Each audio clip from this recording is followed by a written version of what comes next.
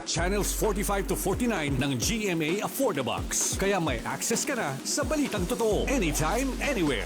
Sa radyo, sa social media, at TV. Radyo Pilipinas, 738 AM.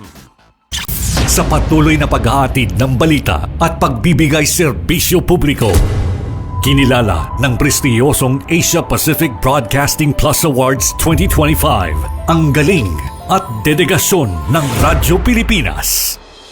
Patunay ito ng tapat na paghatid ng serbisyo sa mga Pilipino, maparadyo, TV at maging sa makabagong paraan ng paghahatid ng balita sa mundo ng social media. Sa pangunguna ni Presidential Broadcast Service Director Dindo Amparo, kasama ang lahat ng kawani ng Radyo Pilipinas. Inaalay namin ang pagkilalang ito sa bawat Pilipinong aming pinaglilingkuran. Radyo Pilipinas, Radyo Publiko. Garantisadong solusyon at aksyon ang handog sa iyo ng Bagong Pilipinas Presidential Action Center. Sundin lang ang mga sumusunod para makakuha ng appointment.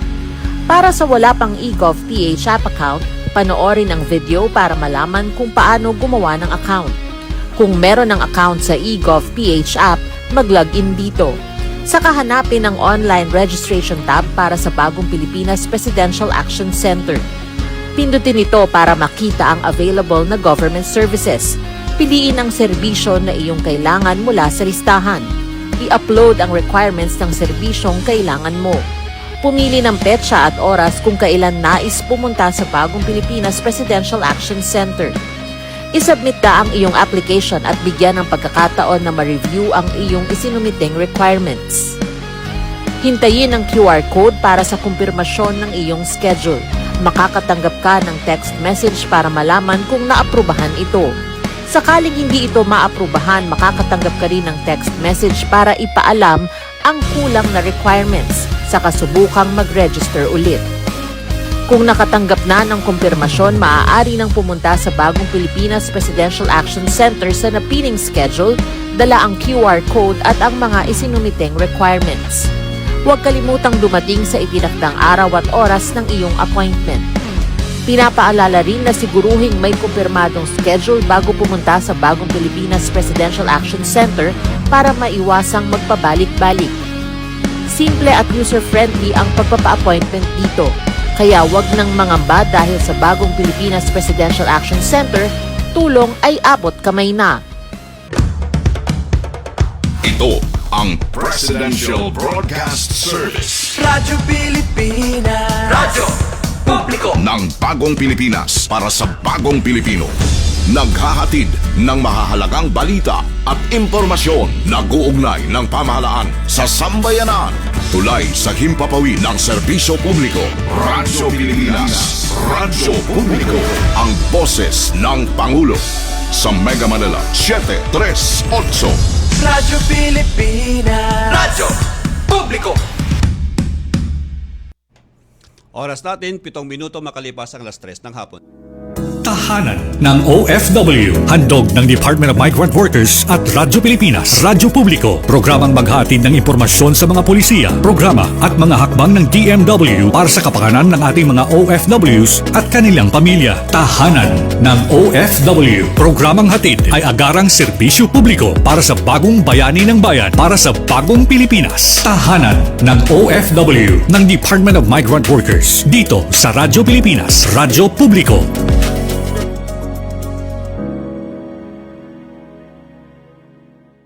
Magandang araw po sa inyong lahat, lalo't higit sa ating mga minamahal na mga OFWs at inyong mga pamilya.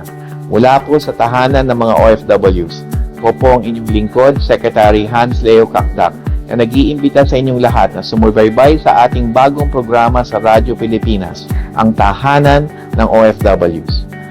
Regular itong masusubaybayan tuwing Huwebes mula alas 3 hanggang alas 4 ng hapon sa Radyo Pilipinas, Radyo Publiko, sa DZRB 738 AM at maging sa Radyo Pilipinas World Service. Ang ating programa ay mapapanood din sa opisyal na Facebook page ng Radyo Pilipinas at ng Department of Migrant Workers. Sama-sama po nating pag-usapan ang mga kwento ng pagsusumikap ng ating mga bagong bayani at alamin ang mga programa at serbisyo na hatid ng DMW sa ating mga OFWs saan mang panig ng mundo. Bukas po ang tahanan ng OFW sa ating lahat. Kaya't halina't tutukan at sama-sama nating ipagmalaki sa mundo ang ating mga bagong bayani sa ating bagong Pilipinas. Maraming salamat po.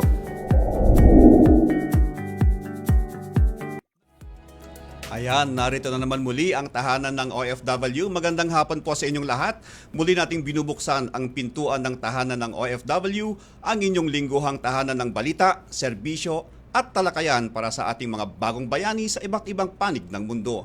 Ngayon ay ika-7 ng Agosto 2025, isang makabuluhang episode na naman ang hatid ng ating programa at live po tayong mapapakinggan sa Radyo Pilipinas at mapapanood sa official Facebook page ng Department of Migrant Workers.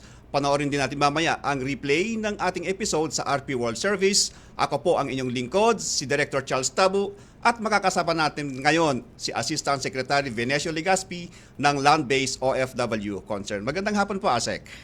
Magandang hapon na Director Charles, and of course, magandang umaga, magandang tanghali, magandang hapon at magandang gabi sa ating mga ka-OFW sa saan mang panig ng mundo na naka-tune in sa programa natin ngayong araw. Sana ay okay po sila sa mga oras na ito at nanonood sa ating programa para maihatid natin at malaman nila ang mga makabuluhang balita, serbisyo at updates para sa kanila. Yes. Ngayong linggo, pag-uusapan natin ang mga kaganapan sa naganap na serbisyo caravan sa Qatar at makakapanayan natin si Labor Attaché Attorney Edward Ferrer mula sa ating Migrant Workers Office sa Qatar. Nako, isang napakasipag na labor attaché. Kasi galing siya ng Singapore and then lumipat siya sa Qatar. Opo. Oo.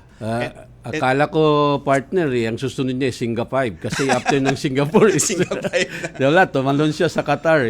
Oo, isang napakasipag po ng isang kawani ng gobyerno po. Anyway, ika-29, 29 na episode na natin ito. Asik, ito ang handog ng tahanan ng OFW. At noong nakaraang episode ay naibigay natin ang update mula sa SONA ng ating Pangulong Ferdinand Marcos Jr.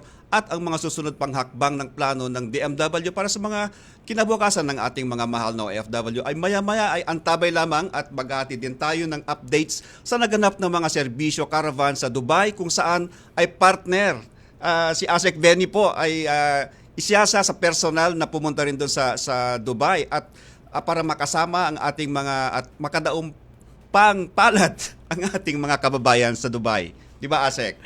Tama po kayo, Director Charles. Nakausap ko ng personal ang ating mga OFWs doon at nagbigay tayo ng serbisyo na hatid ng ating Pangulong Ferdinand R. Marcos Jr. sa ilalim ng bagong Pilipinas. Yes. Inilalapit natin ang serbisyong gobyerno sa iba't ibang bansa kung saan naroroon ang ating mga OFWs. Huwag na nating patagalin ang ating usapin sa hapon na ito. Bago yan, narito muna ang ilan sa mga balita mula sa tahanan. Balita mula sa tahanan. Magandang hapon, narito ang mga balita mula sa DMW nitong nakalipas na linggo. 8 branch ng Visa Consulting Company isinara sa kasong illegal recruitment. Isinara ng DMW nitong unang araw ng Agosto ang 8 branch ng Visa to America Manila Inc.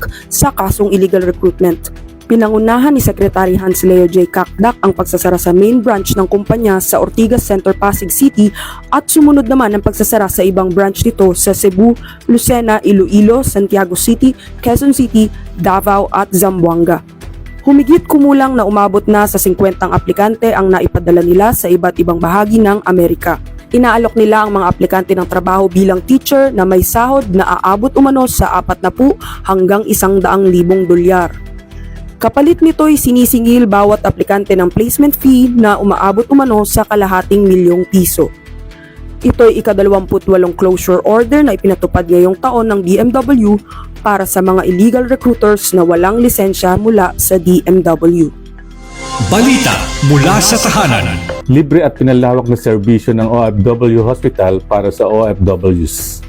Pinalawak pa ang serbisyong medical ng OFW Hospital ayon kay Acting Medical Chief Dr. Patrick Louie Maglaya upang matugunan ang pangangailangan ng mga OFWs at kanilang pamilya. Mga bagong nadagdag na pasilidad ay ang mga upgrade ng respiratory unit, radiology services, magnetic resonance imaging o MRI. Laboratory services kung saan mayroon namang HbA1 test, drug test at aqua electrolyte analyzer.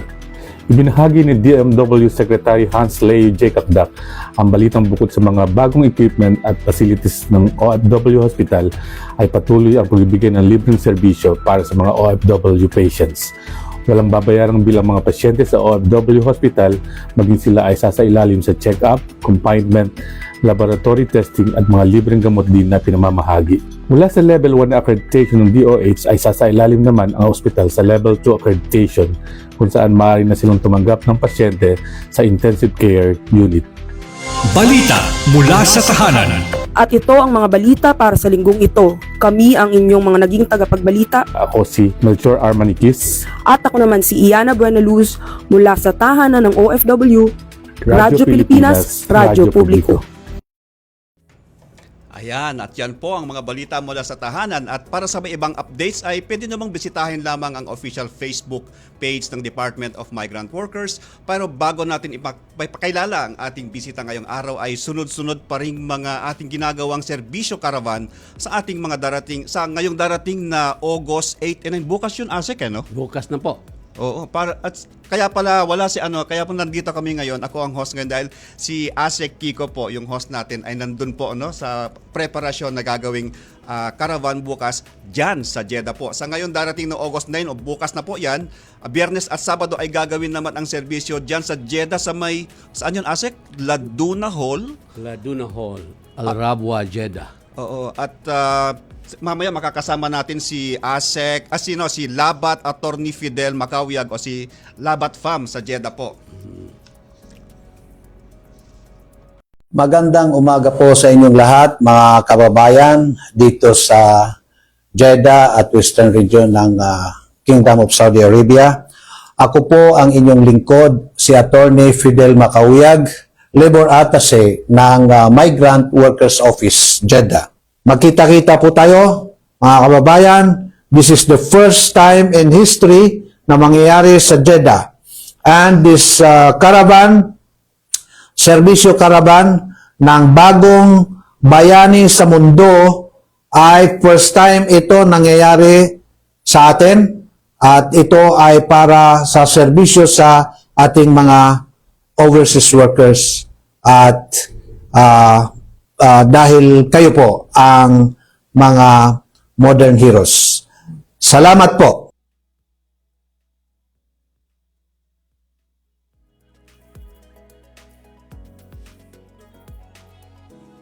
Doon pong madami ang naghahantay sa darating na serbisyong caravan dyan sa Jeddah. At gayon din, congratulations sa ating mga partners, agencies at higit sa lahat sa DMW at OWA sa nakarang successful na mga serbisyo caravans. Narinig naman natin mula sa ating mga kababayan ang kanilang kasiyahan dahil sa mga serbisyong hatid ng bagong Pilipinas. Bukod po sa mga serbisyo caravan na inyong narito po ang ilan sa ating mga bansang pupuntahan ng ating pamahalaan, hatid ang mabilis na serbisyo para sa ating mahal na mga OFWs. Abangan ang serbisyo caravan of course bukas sa Jeddah at sa susunod yung sa Al-Khobar sa August 15 at of course marami pang iba maring makuha or makakuha ng update sa ating Facebook page ng DMW at mga migrant workers offices. Ayan, so bukas na Asek. Mo. Kaya nakahanda. Bukas, Asek, pag Friday, di ba yun yung weekend nila dyan sa Middle East, lalo na dyan sa Saudi Arabia. Parang hindi ka nanggaling ng Saudi Arabia, Director Charles. So tamang-tama na dalawang araw yun, Asek, Dalawang araw yun, Friday, Saturday. So handa-handa na dyan. Yung mga gustong pumunta dyan ay pupunta po ang aming team dyan sa Jeddah para inyong maranasan naman ang serbisyo ng ating pamahalaan po Diyan po, dinala po diyan sa Jeddah. Ngayon naman ay makakapanayam natin live, ASEC, via Zoom si Migrant Workers Office ng Qatar, si Labor Attaché Edward Ferrer o si Labat Ed. Welcome sa ating programa, Labat Ed. Magandang hapon po. Bati man muna kayo sa ating mga OFW. Magandang hapon po dyan sa inyo, ASEC Venny and Director Charles. Magandang araw po sa lahat ng ating mga minamahal ng mga kababayan na sumusubaybay po sa ating programa. Kahit saan man pong sulok ng mundo, naway po ay nasa mabuting kalagayan po kayo. Labat, of course, maaari niyo po bang ibahagi sa amin ang naganap na katatapos lamang na OFW Caravan sa Qatar? Paano pa ba ang mga ginawa nating preparasyon para maging matagumpay ang event na ito? Alam niyo po, ASEC, unang-una ho, hanggang sa ngayon po, nakakatanggap po tayo ng mga positive feedback sa ating mga kababayan dito sa Qatar. Hindi ho natatapos nung araw ho na yun, hanggang ngayon sinasabi ho nila napakaganda po, napaka-successful po ng serbisyo caravan po dito sa Doha, Qatar. Hindi lang po kasi ito serbisyo caravan, kundi nagkaroon din ho tayo ng parang mga variety show. Isinabay ho natin dun sa ating serbisyo caravan. Ito po ay nag-participate po ang mga different government agencies po sa pangunguna ng Philippine Embassy, kung saan nagkaroon ho ng passport renewals and other consular activities. Nagkaroon din ho tayo ng, of course, ang DMW through MWO Qatar, nagbigay ng mga services din po ang OWA, DSWD, Pag-ibig, SSS, PSA, Land Bank, ang ating Public Attorney's Office, ang DTI, PhilHealth, and of course yung dinagsanga po, first time daw po kasing pumunta dito ang PRC o ang ating Professional Regulation Commission. Nagkaroon din ho ng libreng medical services po, courtesy po ng ating PhilCom, ang ating Philippine Professional Organizations dito sa Qatar. So, all in all po, naging successful ho itong serbisyo caravan dito ho dahil ang dami pong nakinabang, ang dami pong mga services po na naibigay sa ating mga minamahal na OFWs dito. And by the way po, ASEC, mabanggit ko na, Director Charles, bago pa po yung caravan po nung araw na yun, nagkaroon ho tayo ng mga several activities. Actually, kasama ho natin si ASEC Venny. Nagkaroon ho tayo ng bilateral meeting sa ating mga counterparts dito sa Ministry of Labor, kung saan inihahanda po yung pagbisita ni ating minamahal na kalihim Secretary Hans Kakdak, and of course yung nagkaroon ng hospital visit dito kung saan binisita ho natin ang limang mga OFWs ho natin na nakaratay ngayon sa isang pagamutan, and nagkaroon din ho tayo ng pagkakataon para makipag-ugnayan sa management ng hospital na yun, kung saan magkakaroon ho tayo ng agreement kung paano mapadali ang medical repatriations ng ating mga kababayan. Meron din ho tayong distribution ng financial assistance sa ating 28 distressed workers na may kinakaharap na mga kasong legal o mga medical problems ho nila, mga health concerns. Nagbigay ho tayo sa 28 distressed OFWs na halagang humigit kumulang 1.6 million pesos. Nagkaroon ho tayo ng pagkakataong bumisita sa ating mga distressed workers sa ating shelter. Nagkaroon ng konting kasiyahan, nagkaroon ng mga premyo, and then ang kauna-unahan ho, ito medyo sinasabi ho ng ating mga professional OFWs dito, kauna-unahang in-person oath-taking sa mga matagumpay o sa mga passers ho ng katatapos lamang na Special Professional Licensure Examinations noong nakaraang June 2025. So overall ho, napakaganda ho ng naging feedback ng ating mga kababayan dito sa serbisyo caravan na naganap. ASEC, Director Charles. Labat, thank you. Tama po kayo. Talagang doon ko po napansin kung gaano po ang kasiyahan ng ating mga ka-OFW dyan sa Qatar nung nandun po at sinasagawa natin ang ating serbisyo caravan. At hindi lang po yun. Ang siguro mabanggit ko lang nung kausap po natin yung mga nasa mga medical personnel sa hospital. Kasi siyempre tayo nagkakaedad na Mostly kasi yung mga nandoon na Director Charles, alam po niyo ni Labat Ed, mga na stroke or stroke victim. So tinanong namin ano ba ang normal na papaano ba ang parang yung cost bakit halos ganun sabi niya dapat hindi ka daw masyadong nagpapa-stress. So yung stress talaga is one of those na nagko-contribute doon sa sa coast na nagkakaroon sila ng brain aneurysm. So yung mga mahilig dyan na magpa-stress, bawas-bawasan nyo muna o kaya bawasan nyo yung mga nagpapa-stress sa inyo. Yes, oo. Iwas muna tayo sa stress kung kailangan tayo mag-exercise, matulog, at wag mo masyadong problema, no? Yan ang kasi ang stress minsan sarili natin ang makakaano niyan, di ba, Labat, no? At mabuti naman Yes, meron din tama po tayong mga programa diyan, Labat, no, tungkol diyan. Ano ba yung mga ginagawa ng marami po. natin na labat yan sa ano pa bang mga serbisyo na pwedeng idulog ng ating mga OFW dyan sa Migrant Workers Office natin sa Qatar? Actually, patuloy ho tayong yung mga regular ho na services natin dito sa opisina. May mga karagdagan pa po, lalo na kapag halimbawa po, nabanggit nyo nga ho kanina, dapat hindi ho sila nagpapa-stress. So ito ho, may mga regular ho tayong mga sinasagawang mga forum, mga training para kahit papaano ho sa tuwing kanilang day off, nagagamit ho nila ito para makabuti o mapalinang ang kanilang mga kasanayan, ang kanilang mga skills. The same time po nagkakandak din ho tayo ng mga regular ho na mga briefing, mga sessions ho sa kanila. And kino-coordinate ho natin sila sa mga medical professionals ho natin, mga volunteers, para kahit papaano ho may mga early signs po ng mga stress o ng kung ano mang pong karamdaman ma-address ho at madala pa po sa gamutan.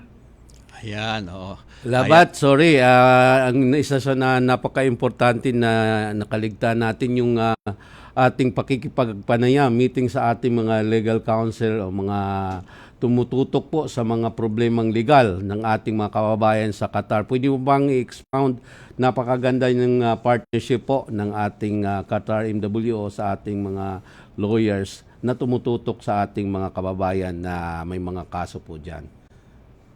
Tama po kayo dun, Asek. Pasensya na ho at nakalimutan ko na isulat sa aking listahan. Pero, opo, actually, regular ho natin ginagawa yun and nagpapasalamat ho tayo sa ating legal retainer dahil ho sa kanilang dedikasyon at sa kapagtugon sa mga legal problems ho ng ating mga kababayan. And whenever po na nagkakaroon ho tayo ng mga referrals sa kanila, agad ho nila itong tinutugunan. As a matter of fact po, sa mga nakaraan, alam nyo naman ho yung mga nangyari dito sa Qatar noong mga nakaraang buwan. Isa po sila sa mga naging instrumento para mapaayos o mapabilis po ang resolusyon ng mga kinasangkutang mga legal na problema, pagkakakulong ng ating mga kababayan. Nakita nyo naman ho kung gaano ho sila ka-well managed when it comes sa kanilang case management, Asek. Meron ho silang regular update and nagkakaroon ho tayo ng consultations, scheduled po consultations with them, yung mga ating mga OFWs. Ini-schedule ho natin sila upang sa ganun ho ma-meet ho nila at marinig diretso sa ating mga legal retainers, sa ating mga lawyers kung ano ho ang pwedeng gawin sa kanilang mga kaso, sa kanilang mga kinakaharap na mga legal problems. Ayan.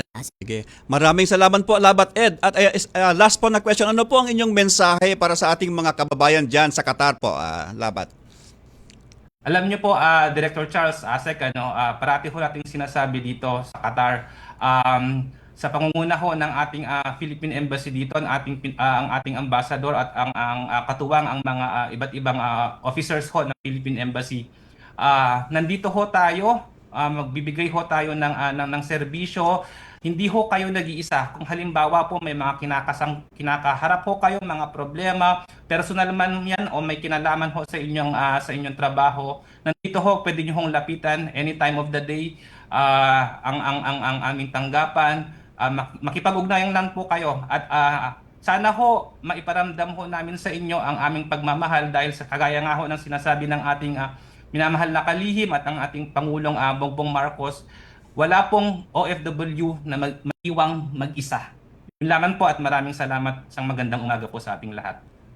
Maraming salamat, Lawat Ed. Samantala, dyan lang po kayo at magbabalik ang tahanan ng OFW makalipas ang ilang paalala. Radyo Pilipinas is on Viber. Viber. One tap and swipe. Nandyan na lahat. Receive credible news and information. Pati mga trending topics at videos. Sure na meron dito niyan. Stay on track with Radyo Pilipinas on Viber. Pick up real news. Catch the latest and biggest stories. Search Radyo Pilipinas on Viber and hop in to our community. Good news! Ang inyong pinagkakatiwalaang Radyo Pilipinas nasa TV na. Oo, nasa TV na. Ang Radyo Pilipinas 738 AM ay live nang mapapanood sa Channel 3 ng ABS-CBN TV Plus at Channels 45 to 49 ng GMA Affordabox. Kaya may access ka na sa balitang totoo anytime, anywhere. Sa radyo, sa social media at TV. Radyo Pilipinas 738 AM.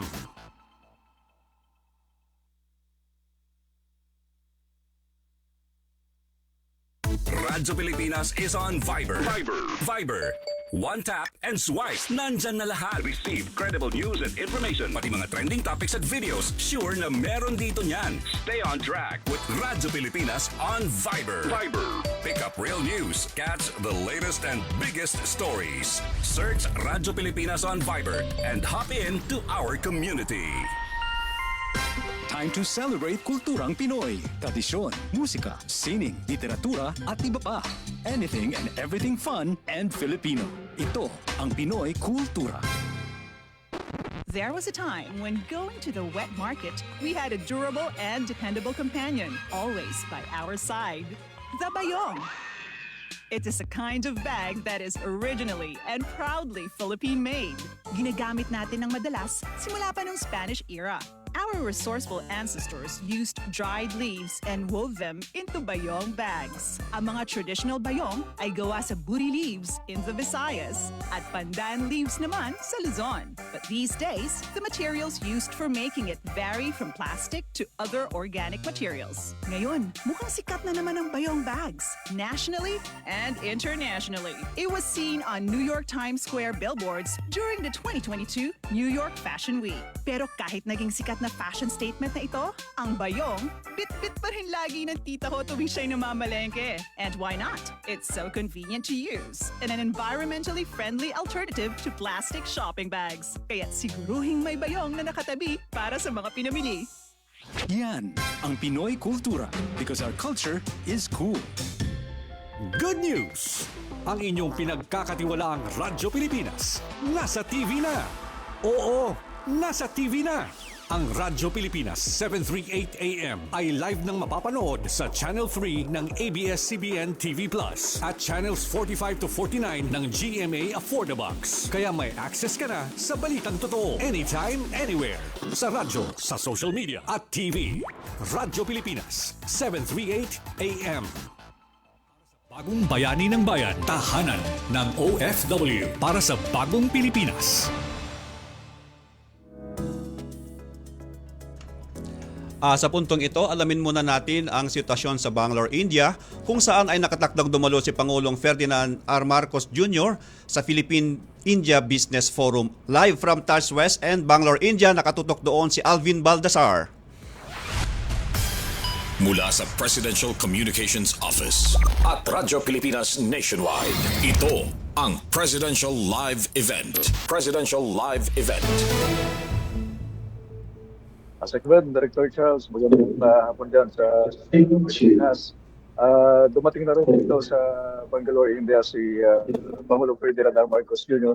para doon sa kanyang ikalawang bahagi ng state visit dito sa India. Sapagkat yung unang bahagi ay sinugol ng Pangulo 3 araw sa Delhi at ang ika-4 na araw hanggang bukas ay gugugol naman ni Pangulong Marcos yung ikalawang bahagi ng kanyang state visit sa Bangalore. Pagkalipad na pagkilipad kanina mga bandang alas 11 ng umaga dyan sa Maynila ay oras na Maynila ay agad na dumiretso dito si Pangulong Marcos. At diretso agad dito si Pangulong Marcos sa kanyang unang aktibidad para sa kanyang event naman dito sa Bangalore. At ito ay ang pagdalo sa Philippine-Indian Business Kung saan ay asahan natin, asasalang si Pangulong Marcos sa ilang mga katanungan mula sa ilang mga negosyo. Sapagkat ang isa sa mga pakay ng Pangulo dito sa kanyang state visit sa India ay makapaghikayat ng mga investors at pwedeng mamuhunan sa ating bansa. Asik na Director Charles, mamaya ay magbabalik tayo as soon as magtalupati na si Pangulong Ferdinand R. Marcos Jr. Nagulat mula pa rin dito sa India para sa ating patuloy na pagtutok sa state visit ni Pangulong Ferdinand R. Marcos Jr. para sa Bagong Pilipinas. Alvin Baldasar, Radyo Pilipinas, Radyo Publiko. Mula sa Presidential Communications Office at Radyo Pilipinas Nationwide, ito ang Presidential Live Event. Presidential Live Event. Mapalad tayo ngayon at mayroon po tayong dalawang panauhin sa ating segment ng action para sa ating segment ngayon para sa pagbibigay po ng assistance sa ating mga OFW ng nangangailangan. Ang isa po ay nanggaling sa Saudi Arabia, ang isa naman ay nanggaling po sa Italy. Siguro unahin ko muna, interviewin ko muna si Miss Myla Manzano Luna. Good afternoon. Ma'am Myla, kumusta po kayo? Pwede mo bang pakilala yung sarili nyo? Ako po si Myla Manzano Luna, taga Project 4 Quezon City. Galing po ako ng Saudi Riyadh. Okay. Matagal na po ba kayong nag-abroad? Matagal na po. Since 2016, nagka-TAR po ako at nag-ano din po ako, Dubai, and sa ngayon po sa Saudi Arabia. Paano po ang nangyari ba? Natapos niyo po ba yung kontrata? Pwede mo ba ikwento yung naging sitwasyon niyo po sa Saudi nung nandun po kayo? Umalis ako ng December 6, 2023, papuntang Saudi Riyadh. So, nagdalawang buwan lang ako doon dahil sa super hyper yung mga alaga ko na yung susi po sinasaksak sa kuryente. Nako. So, delikado yun. So, na-decide po ako na pumunta ng embassy. At doon po, tinulungan po ako ng embassy, pumunta ng shelter at nagstay po ako doon ng 1 month. Okay. At nung umuwi ka po, ang ano po is nabigyan po kayo ng assistance through Action Fund? Yes po. Po. Magkano po ba yung natanggap nyo? 50K po. Alright. Normally kasi dapat mayroon kang mga nakaplano kung saan po ang paggagamitan. Paano ba saan pa napunta yung assistance na naibigay sa iyo? Yung assistant po na gamit ko, yung una kasi sa pangailangan ng mga anak ko, yung kalahati, sinavings so para magsimula akong mag-business. Pero sa ano po, itong July 14, namatay yung mother-in-law ko, nagamit ko po kasi yung financial na binigay po sa akin ng Action Fund. Sige, condolence po. Sige po, maya-maya po may mga tatanong. Pero Director Charles, ang tatanungin ko naman na first time yata tayo nagkaroon dito ng guest na galing sa Europe. Oo, galing ng Italy. Si Tatay Danilo Paredes Garcia. Magandang hapon po, sir. Magandang hapon. Pasalamat po sa pagpapa-unlock mo sa aming invitation para makasama ka namin dito sa radyo ngayon. Tay, kailan po kayo pumunta ng Italy? Anong year? Year 2002. 2002. Mabilis ka sa mathematics, di ba, Director Charles? 2002, ibig sabihin mga ilang 24? taon? 23 to 21.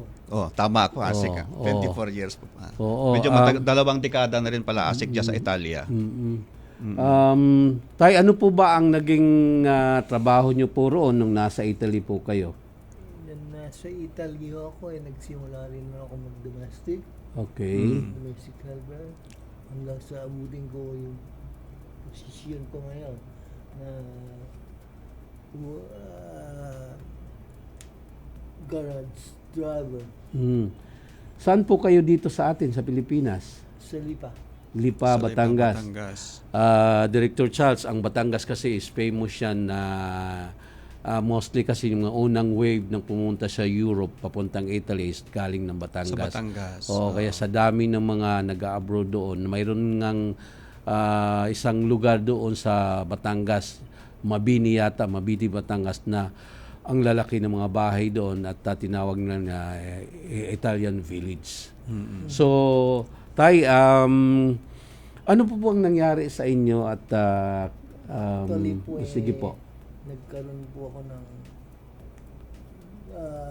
mild stroke. Mild stroke. Kaya paralyze ako ng konti. So, hindi na ako makalakad, hindi ako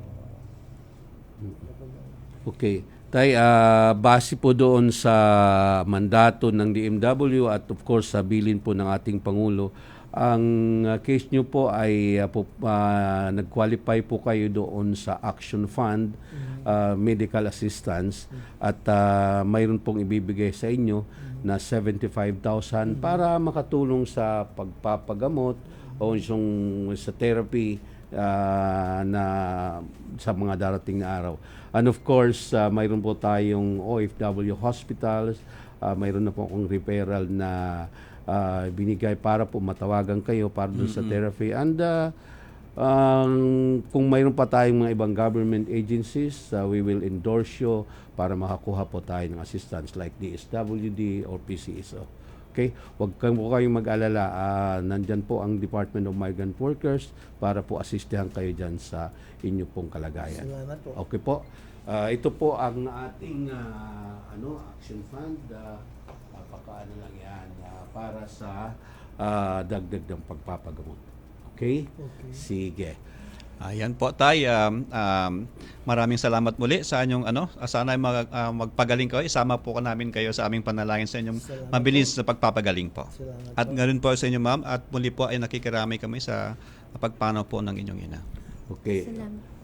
Ma'am Myla, huling mensahe po bago natin tapusin yung ating interview. Mensahe ko po ay salamat po sa DMW, sa Action Fund dahil malaking tulong po nila sa akin at sa pamilya ko.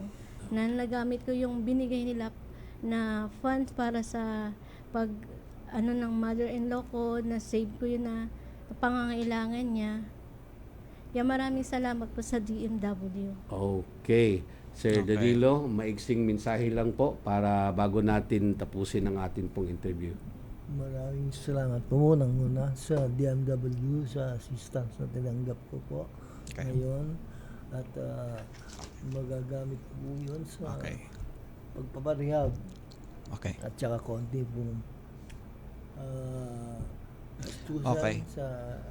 sa stay ko dito sa Sige. Maraming salamat po. Maraming pong salamat, sir. Anyway, balikan natin po ang ating kasama na si Alvin Baldassar sa Bangalore, India, kaugnay ng Philippines-India Business Forum kasama si Pangulong Ferdinand Marcos Jr. Alvin? Mula sa Presidential Communications Office, Radyo Pilipinas Nationwide. Ito ang Presidential Live Event. Presidential Live Event. As I said, dumating na si Pangulong Ferdinand Marcos Jr. dito sa West Hotel. There's a significant particularly in high-value sectors such as electronics, digital services, pharmaceuticals, and manufacturing. On the investment front, we see greater opportunities in Indians investments in the Philippines. This forum serves as an ideal platform to enhance investors' confidence, unlock new ventures, and build momentum by fostering long-term partnerships within a more transparent and responsive investment environment. ang isa sa mga bagay na pagulong dito sa kanyang pagpunta sa media ay ng mga investors na pwede mauna sa ating bansa. Pagka iyan ay nangyari, opportunity dito sa ating mga kababayan sa pagkakabilis ng trabaho at income sa ating mamamayan. So ngayon, Dr. Charles, ang nakikita ko dito kasama sa marami kung sa ilang mga miyembro. Our market is trusted, our potential is recognized, and our partnership is Congratulations to the President We are for prepared Investment and Economic Affairs, Secretary Federico, at nakikita ko rin si DFA Secretary Lazaro. DFA Secretary, nakita ko rin si Herbosa. shared outcomes. These are si Finance Secretary stronger industrial At Kevin, Dr. Charles, siguro magbalik tayo mamaya as soon as magbigay na kanyang mensahe si Pangulo Marcos at tumanggap ng mga katanungan mula dito sa mga negosyante na narito sa event na ito. Ito ang Philippines India Business Forum. Nagbulag mula dito sa Bangalore, India, para sa pagtutok sa state visit ng Pangulo Ferdinand Marcos sa kabilang sa Radyo Pilipinas, Radyo Publiko. Mula sa Presidential Communications Office at Radyo Pilipinas Nationwide, ito ang Presidential Live Event. Presidential Live Event. Ayan po, at balikan po natin. Unang-una, nagpapasalamat kami, sir. At ngayon naman, nitong nakalipas na July 2025, ASEC, ay natapos ang matagumpay na bagong bayani ng mundo serbisyo sa caravan sa Hong Kong, Riyadh, Saudi Arabia, at Osaka, Japan, at Dubai. May mga ilang panayam sa mga OFW sa Qatar at narito po. Ako po si Maribel Tejas at ako po ay 54 years old na. Kasalukuyan po ako nagtatrabaho dito sa Philippine School Doha. Nandito po ako for almost 18 years na po. At ako po ay nagtatrabaho bilang guro. Grade 1 teacher po ako dito and malaking bagay po na nandito po kami. Nandito po ako nagtatrabaho dito sa Qatar dahil po dito at dahil po sa aming school. Nakapagpaaral po ako ng aking mga anak sa mga magagandang eskwelahan. Salamat talaga PSD at salamat sa pagkakataong ito. Nagpapasalamat din ako sa ating gobyerno dahil nagkaroon po kami ngayon ng serbisyo caravan. Napakalaking bagay po nito sa aming mga OFW dahil nagkaroon po kami ng access to different and multiple agencies, government agencies. Imagine, nakasave po kami ng pera, ng oras, at hindi na po kami kailangan mag-travel sa atin sa Pilipinas para lamang asikasuhin ang lahat ng mga kailangan naming asikasuhin. Awa ng Diyos ngayong araw na ito, na asikaso ko ang aking SSS. Kasi yung tagal ko pong hindi nakapaghulog. Ngayon po dahil sa caravan na ito, ma-update ko na nagkaroon kami ng hope, kaming mag-asawa, para maayos namin muli ang aming SSS. Ang babait po ng mga nandito ngayon. Salamat sa inyo mga government officers, officials, at sa mga government agencies na nandito ngayon. Thank you po talaga kasi nakaraos kami sa araw na ito. Very productive ang araw namin ngayon. Thank you talaga. Thank you, government. Thank you po.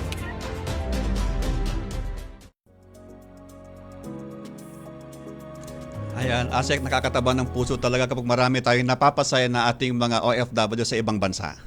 Sabi nga, siyang tunay, sabi ng ano. Of course, na nakakatuwa. Kasi nandun po ako sa Qatar nung idinaos po natin yung caravan na yan. Minsan nga, na nagbibiro yung mga kasamahan natin, lalo yung mga kasamahan ko mga waray doon eh. Kasi di ba sabi ko, di ba taga Qatar ka? Sabi ko hindi, kasi mayroong ang ano ng bayan namin is Qatar man, yung Northern Samar. Okay. So Qatar. So yes, totoo po 'yon. Nakakatuwa at alam po natin na yun lang naman ang kailangan nating marinig sa kanila na ina-appreciate nila yung mga serbisyo na inilalapit natin sa kanila.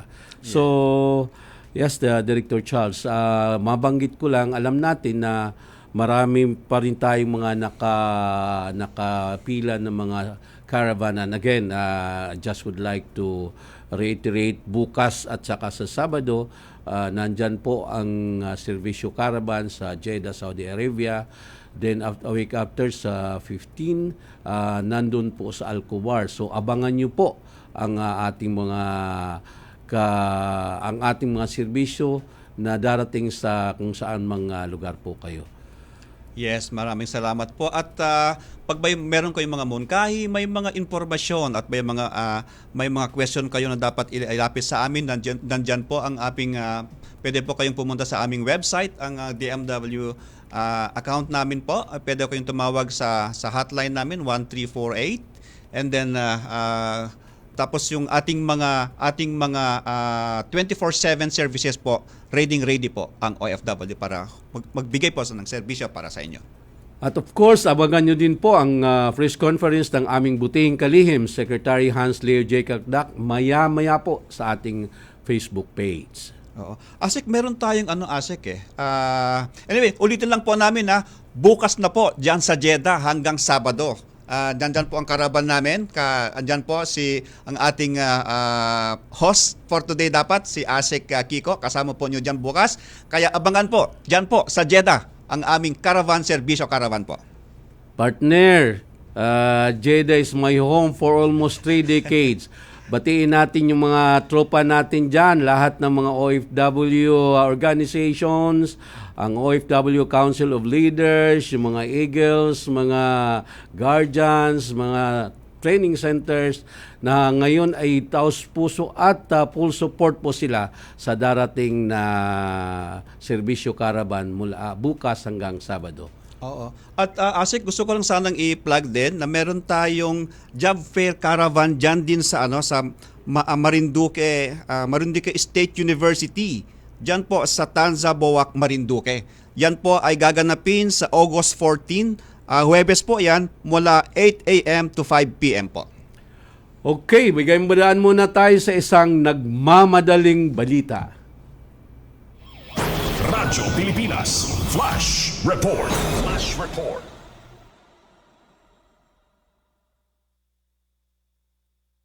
Kabilang isang mag-aaral sa insidente ng pamamaril sa isang paaralan sa Santa Rosa, Nueva Ecija.